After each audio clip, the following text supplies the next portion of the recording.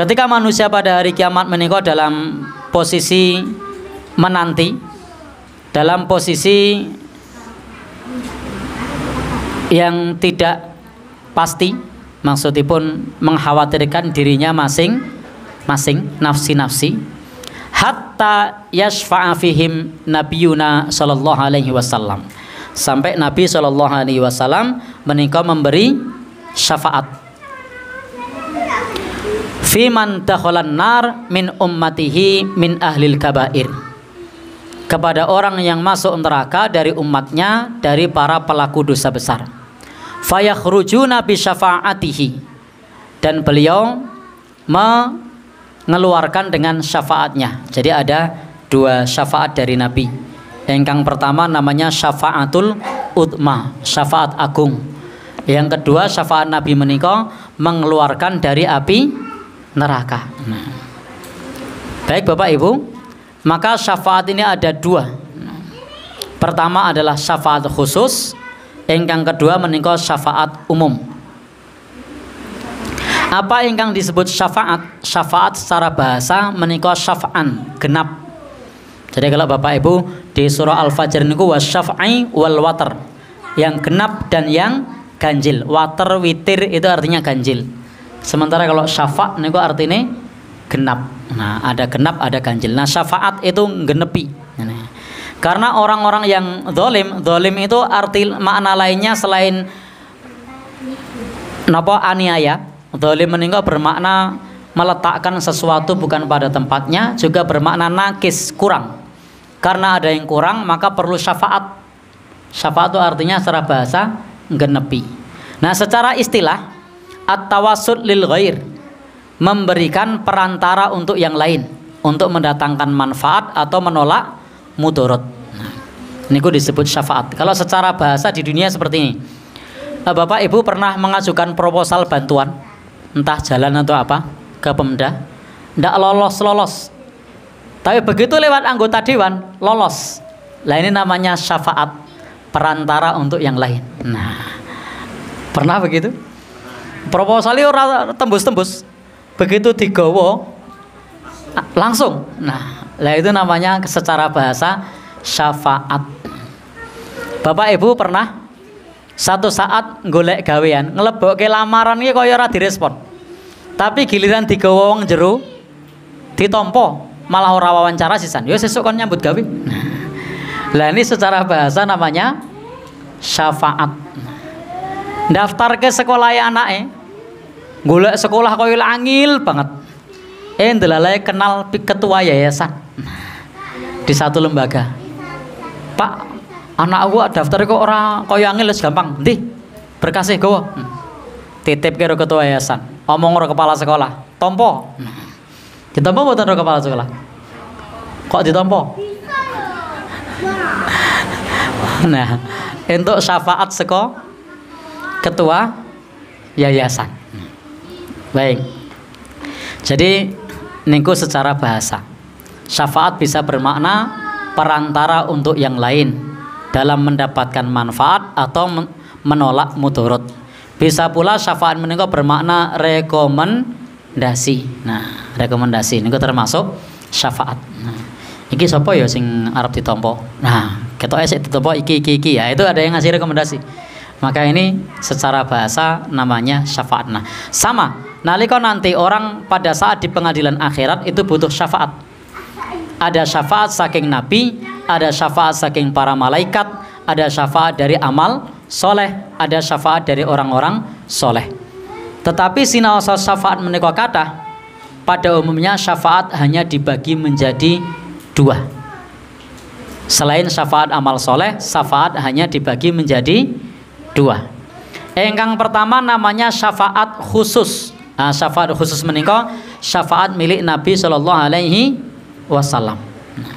Engkang dipun sebat syafaatul utma, syafaat agung.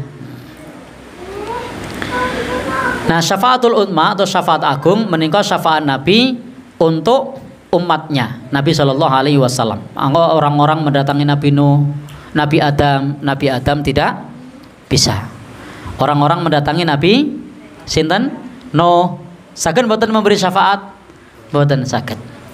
Orang-orang kemudian mendatangi Nabi Musa, tidak bisa. Sebelumnya Nabi Ibrahim, Nabi Musa tidak bisa. Nabi Isa boten saged. Fayatuna ilan Nabi, lalu datanglah kepada Nabi Shallallahu Alaihi Wasallam, maka Nabi bisa memberi syafaat. Nah, syafaat ini namanya syafaatul utma, syafaat agung ketika pada hari kiamat. Ketika manusia diadili pada hari kiamat, diberikan syafaat oleh Nabi Shallallahu Alaihi Wasallam. Nah, ini syafaat agung.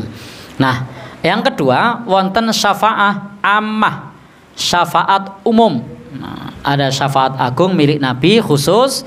Yang kedua ada syafaat umum, yakni syafaat, kalau tadi syafaat Nabi itu sebelum manusia diadili, nah kalau yang syafaat yang kedua sesudah masuk neraka. Nah, sesudah masuk neraka ini engkang dipun sebut syafaat umum. Nah, jadi bisa ditolong sebelum masuk neraka, itu namanya syafaatul utma miliknya Nabi Shallallahu Alaihi Wasallam. Dan ada syafaat pitulungan sakwise mlebu neraka. Nah, menika ingkang dipun sebat syafaat umum. Maka orang-orang yang masuk neraka dari orang beriman, dari para pelaku dosa besar, mereka dikeluarkan dari neraka ba'da mahtaraku, sesudah mereka terbakar, wasaru fahman wa hamaman, setelah menjadi abu, menjadi arang, wis gosong kobong teng neraka. Sebagaimana hadis saking Abu Sa'id Al-Khudri, bilih penduduk neraka menika wonten ing neraka fala yamutuna fiha, tidak mati tapi juga tidak hidup, mau disiksa terus. Maka di Quran disebutkan la yamutu fiha wala yahya, tidak mati dan tidak hidup. Tusibuhumun nar, disiksa dengan api neraka bidunubihim, disebabkan dosa-dosa mereka. Maka disitulah diberikan kesempatan orang-orang yang beriman, termasuk walisa iril ambiya, para nabi, wal mukminin, orang-orang beriman, wal malaikah, lan para malaikat, syafaat, untuk memberikan syafaat. Baik Bapak Ibu ingkang minulya, maka di antara pemberi syafaat itu adalah para nabi. Jadi tidak cuma Nabi Muhammad, tapi ini dalam kasus mengeluarkan dari neraka, bukan yang sebelum masuk neraka. Kalau syafaat Nabi kan sebelum masuk neraka. Nah, kalau syafaat ingkang umum menika sesudah kobong gosong masuk di neraka. Maka wala yasfauna illa liman irtado.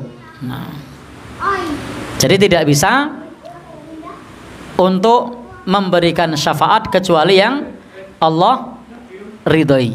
Nah, baik Bapak Ibu ingkang dipun mulyakaken Allah Subhanahu wa taala. Jadi tidak bisa diberikan syafaat kecuali yang Allah ridhoi. Kemudian tidak bisa memberi syafaat kecuali yang diizinkan oleh Allah. Jadi syaratnya dua. Syaratnya apa? Yang memberi syafaat pikantuk izin, mangdalladzi yashfa'u indahu illa biidnih. Yang diizinkan memberi syafaat sinten? Tadi Nabi Muhammad sallallahu alaihi wasallam, para nabi, orang-orang beriman, para malaikat diizinkan memberi syafaat. Yang kedua, yang diberi syafaat itu harus mendapatkan ridho, wala yashfauna illa liman irtado. Baik Bapak Ibu ingkang minulya, jadi ridho dari Allah bagi yang memberi syafaat maupun yang diberi syafaat. Yang pertama, si pemberi syafaat harus diizinkan. Yang kedua, pemberi dan penerima syafaat harus diridhoi oleh Allah Subhanahu wa ta'ala. Maka orang kafir tidak bisa diberi syafaat karena tidak diridhoi oleh Allah Subhanahu wa ta'ala.